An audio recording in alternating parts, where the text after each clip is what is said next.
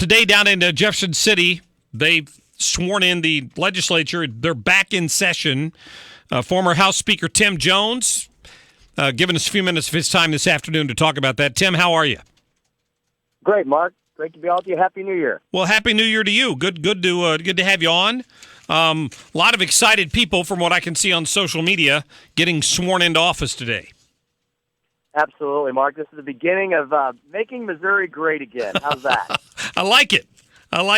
And, Mark, I really think we are, because they're going to hit the ground running pretty hard. You know, the first day, yes, that's full of the pomp and circumstance and a lot of the procedural formalities. You have to do that. This is, Mark, we have these peaceful transitions of power, not only that everyone's going to watch across the world in D.C. in a couple weeks, but we have them in the state governments as well. And this is part of the peaceful transition of power. There's certain things you have to do procedurally to get everything going. That's what they're doing in the House and the Senate today. Monday, all of the statewide will be sworn in. That will be that transition of power on the executive level as well. The same day they have the inauguration and the inaugural ball and all that. That's correct. That's true. Why would they do that on the same night as the national football title game? Can you explain that to me? Yeah. Why didn't they think about that? Well, some of us are going to have to set our DVDs to go to the ball. Well, you know, you have to decide where your priorities, Mark. Is it with the NFL or is it with the inaugural ball of the state of Missouri? I know. Fortunately, and you know what, Mark? Yes. Both of them are equally entertaining. Well, there you go. That's true. I'm looking forward to it. I hope I see you down there.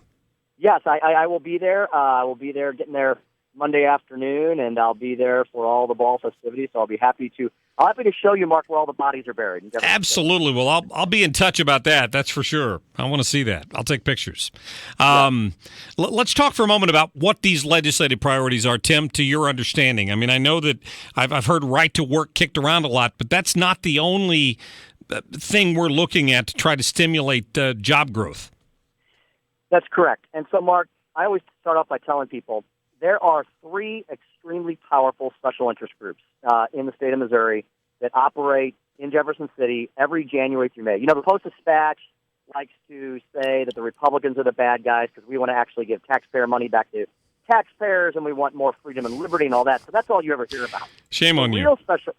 The real special interest groups, Mark, there's the big three. It's big labor, it's the big trial bar, the trial attorneys, and it's big education establishment. It's the educrats. You know, those are the three that have, you know, a lot of things. The Missouri legislature has done a lot of good things over the last decade or so that they have held power. I was happy to be part of some of those many good things. We overrode the governor a historic amount of times. That record will never be broken. Jay Nixon will go down as one of the biggest failures of a governor we ever had for Ferguson and many other things. And a lot of things were done. However, Mark, the big three special interest groups I just mentioned, they were successful in peeling off just enough Republicans who didn't want to stand up to big labor, didn't want to stand up to the big trial attorneys, didn't want to stand up to the education establishment. And so they would peel a few of those off. And, you know, it takes a lot to get two-thirds agreement in both chambers at the same time.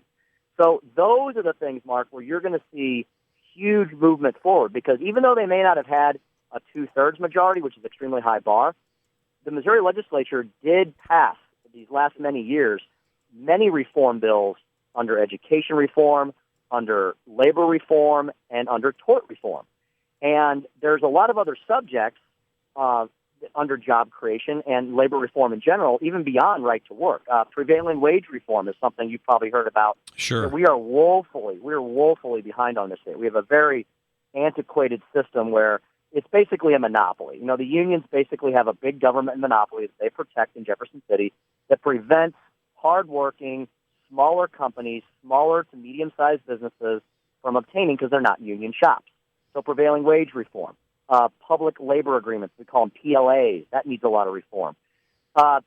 Eric Greitens, governor-elect, I'm very happy to hear his spokesperson, Austin Chambers, last week say, we're going to look at trimming the budget.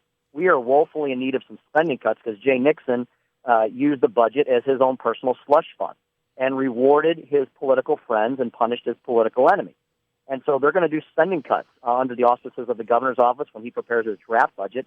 And I predict the House and the Senate are going to follow suit and finally do some serious trimming where it needs to be done. protecting the social safety net, Mark, but getting rid of all the waste, fraud, and abuse. The second big signal they gave last week was Austin Chambers said, we're looking seriously at education reform. All those things that the Missouri legislature passed in strong bipartisan numbers, but simply could not override the governor on. Things like education savings accounts, things like general school choice, expanding charter schools. So, Mark, if you can tell, I'm excited because these were all things that I supported. I advanced them as speaker. They were advanced after I've left. They were moved before I even got there, but they never got across the finish line. Or if they did, Jay Nixon's veto pen stopped them cold. And these are all the areas our state is lagging in. 47th in GDP growth, way behind in education statistics. The National Tort Reform Association just ranked. We got another great inauspicious ranking as the number one judicial hellhole in the country. So a lot of improvement, Mark, where we can start immediately getting people excited about expanding their businesses here in the state of Missouri. And for people who have left or for people who are looking at Missouri, people looking at expanding in the Midwest, we will suddenly become a very attractive little jewel once we get some of this dust and some of this rust off of what we have to offer. Tim, just quickly off the top of your head, when it comes to cutting waste, if the governor's going to do that, in some of these entitlement programs, any things come to mind on where that might be? Well, Mark, you may remember back in the day, Governor Blunt took on the behemoth of Medicaid, of doing serious Medicaid reform. Mark, if you remember, the Post-Dispatch unfairly and mercilessly crucified him every single day remaining in his term after he did that. If he hadn't done that, though, Mark, we would have had a $1 billion budget hole thanks to the mismanagement of the governors the Democratic governors that came before Matt Blunt. So Medicaid, Mark, just like we talk about on the federal level, right, with entitlement cuts, entitlement reform, Social Security, and all the other health care spending, it's the same. The same is true on the state level. The biggest drivers and the ones that have the most waste, fraud, and abuse are your Medicaid system, your free health care for the poor, and on your education budget as well. And the educrats always come to us, Mark, every year, hat in hand. Oh, give us $8 or $9 billion more dollars, which is what the education budget is, but don't ask for any reforms or any accountability. So, Mark, there is a lot of room. There's a lot of creativity that is now going to be unleashed, a lot of free market, good government reform ideas.